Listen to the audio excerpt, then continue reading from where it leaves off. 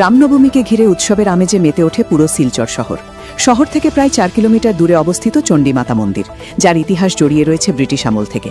জানা যায় সেই সময় এই মন্দিরটি ছিল চা বাগানে ঘেরা একটি ছোট্ট উপাসনালয়, কিন্তু সময়ের সঙ্গে সঙ্গে মন্দিরের পরিধি ও গঠন বদলেছে, আর আজ তা পরিণত হয়েছে এক বিশাল ধর্মীয় কেন্দ্রে। এই মন্দিরকে ঘিরে রয়েছে এক রহস্যময় লোককথাও।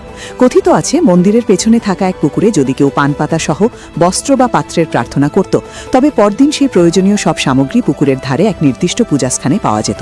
পরে সেগুলো পরিষ্কার করে আবার পুকুরে ফিরিয়ে দেওয়া হতো। মন্দিরে এতটাই ভক্ত সমাগম ও আস্থা ছিল যে প্রত্যেকের বিশ্বাস এখানে প্রার্থনা করলে মনোকামনা পূর্ণ হয়। তবে শোনা যায়, একবার কেউ পুকুর থেকে পাওয়া একটি পাত্র পরিষ্কার না করে ফিরিয়ে দেওয়ায় সেই অলৌকিক ঘটনার অবসান ঘটে। ধীরে ধীরে পুকুরটিও শুকিয়ে যায়, আর সেই রহস্যময় প্রথাও হারিয়ে যায় সময়ের সঙ্গে। তবুও আজও প্রতি বছর রামনবমীর সময় এই চণ্ডীমাতা মন্দিরে ভিড় জমান অসংখ্য ভক্ত। তাদের বিশ্বাস, এখানে প্রার্থনা করলে এখনও পূরণ হয় মনের আশা।